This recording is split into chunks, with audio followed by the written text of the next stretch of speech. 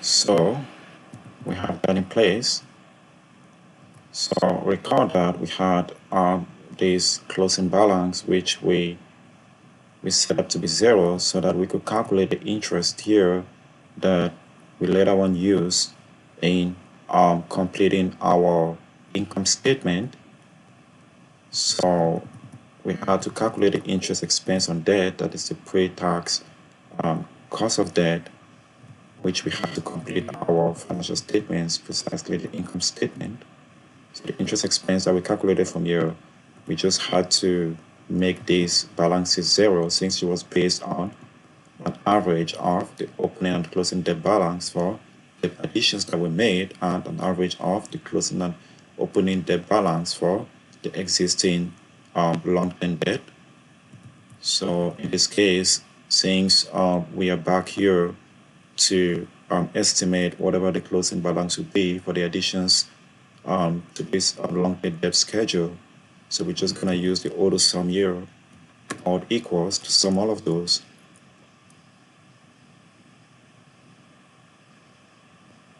And then it's going to be a Cox code calculation where the beginning balance is equal to the prior period's closing balance. So we can fill this right.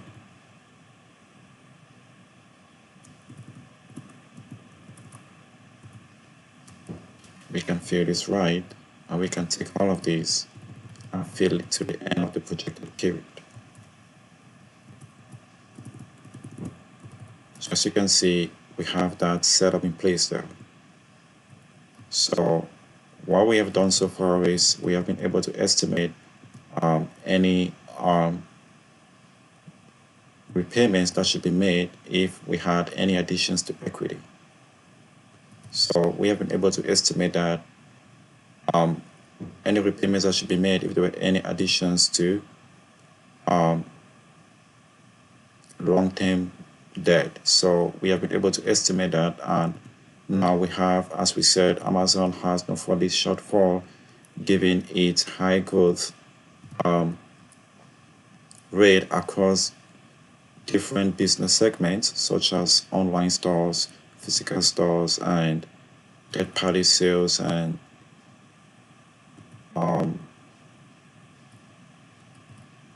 other parts of Amazon's line of business. So we have a high growth rate of Amazon producing significant positive cash flows after taking into account the long-term investment initiatives. And we can see that as a result of that, they don't have any funding shortfall, and they have significant amount of cash generated from operations to finance its short-term and long-term obligations. So we have all of those in place, and we are certain that Amazon is doing well and will continue to do well based on this analysis. So that's exactly what we can take out of here. But as we said before, suppose that there was a funding shortfall year of, let's say,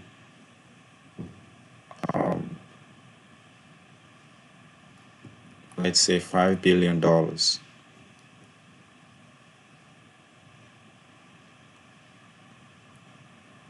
If we had a funding shortfall year of, say, let's override this to, say, $5 billion.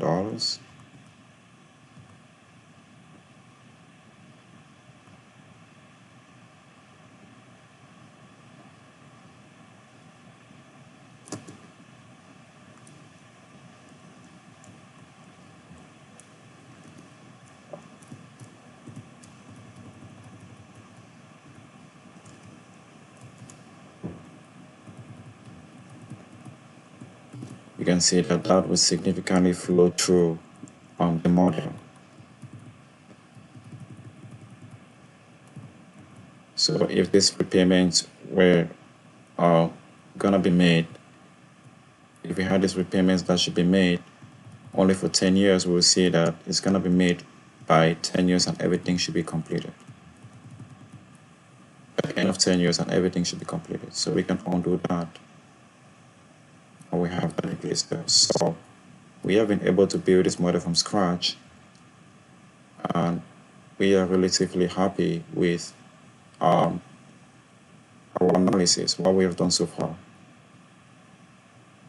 So the reason why we constructed the schedule was because we have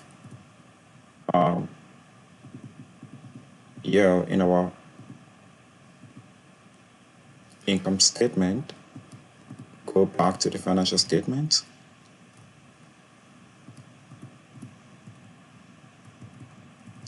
And let us grab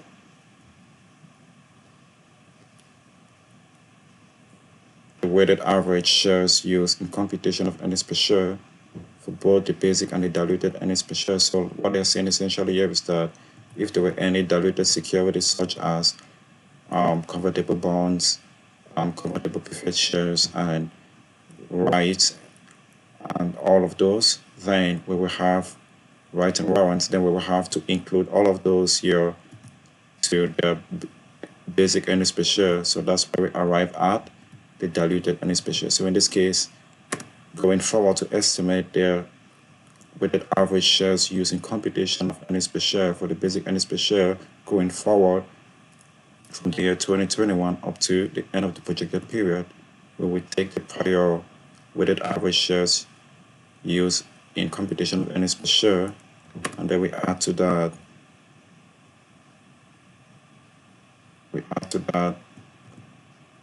the number of shares outstanding, which we calculated already from our capital structure schedule. So we go all the way down there